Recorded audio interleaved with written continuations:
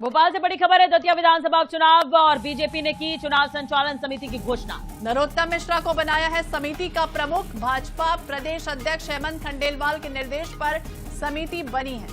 32 सदस्यीय समिति में स्थानीय चेहरों को शामिल किया गया है। तो ये बड़ी खबर हम आपको बता रहे हैं। दतिया विधानसभा उपचुनाव की हम बात कर रहे हैं। अब एक समिति बनाई गई है ताकि बीजेपी इस चुनाव में जीत हासिल कर सके उस लिहाज से, और चुनाव संचालन समिति की घोषणा कर दी गई है। तो पूर्व गृह मंत्री नरोत्तम मिश्रा को चुनाव संचालन समिति का प्रमुख बना दिया गया। टिकट कटी थी, इसके बाद से लगातार नरोत्तम मिश्रा विवादों में भी रहे हैं और अब एक तरह से साधने की भी कोशिश कर रहे हैं। ज्यादा जानकारी के लिए लगातार भोपाल ब्यूरो चीफ अनुराग मालवीय हमारे सहयोगी हमारे साथ जुड़े हुए हैं। अनुराग, क्या समझे, अब टिकट जिस तरह से कटी उसके बाद हमने देखा नरोत्तम मिश्रा के कई तरह के बयान सामने आए और उनके जो समर्थक थे वो उन्होंने क्या कुछ किया वो भी सबने देखा। क्या साधने की कोशिश है, अब प्रमुख बना दिया गया?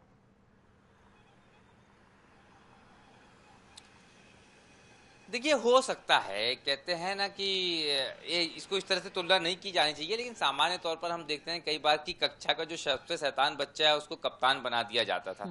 ये प्रयोग किया जाता था। भारतीय जनता पार्टी में पिछले 2 दिनों की परिपाटी हम देखें, नरोत्तम मिश्रा के जिस तरह के भाषण आए हैं, चाहे वो अधिकारियों को लेकर आए हैं, चाहे वो आशुतोष तिवारी को लेकर आए हैं, वो कहीं ना कहीं भाजपा को थोड़ा चिंता में फिर से डाल रहे थे। जिस दिन टिकट की घोषणा आई उस दिन से लेके अब तक के कई दफा ऐसा लगा कि नरोत्तम मिश्रा मान गए हैं, लेकिन उनके तेवर, उनकी बातें कहीं ना कहीं जो संदेश दे रही थी वोटर्स को, वो भाजपा को सहज नहीं लग रहा था। अब भाजपा ने ये किया है कि उन्हीं को जो है वो संचालन समिति का प्रमुख बना दिया। उनके साथ में उन तमाम स्थानीय चेहरों को भी जोड़ दिया गया जो सबसे मजबूत माने जाते हैं लोकल लेवल पे, ताकि भारतीय जनता पार्टी काम दे देते हैं। जब काम मिलता है पार्टी में तो आपको काम में लगना पड़ता है, तो आपके डिस्टर्बिंग एलिमेंट थोड़े से न्यूट्रल हो जाते हैं।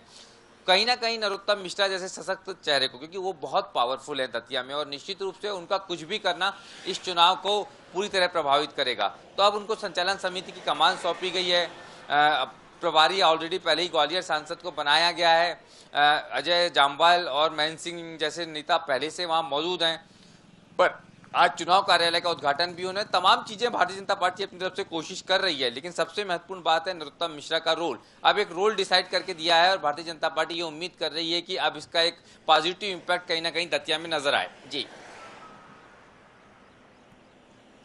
तो पॉजिटिव जो एनरोलमेंट है वो अब एक तरह से नजर आएगा। 32 सदस्यीय चुनाव संचालन समिति बनाकर एक तरह से संगठन को मजबूत करने की जो कवायद है वो कह सकते हैं राष्ट्रीय देने की कोशिश। बिल्कुल, बहुत बहुत शुक्रिया अनुराग तमाम जानकारी और बातचीत के लिए। और एक तरह से देखा जाए तो दतिया उपचुनाव जैसे जैसे अब तारीख नजदीक आ रही है वोटिंग की, और जो एक तरह से देखा जाए तो क्योंकि दोनों ही पार्टी की प्रतिष्ठा का सवाल है, और श्वेता आप भी देख रहे हैं कि वर्चस्व की लड़ाई तो देखने को मिलेगी, क्योंकि 2023 में बीजेपी अपनी सीट नहीं बचा पाई थी।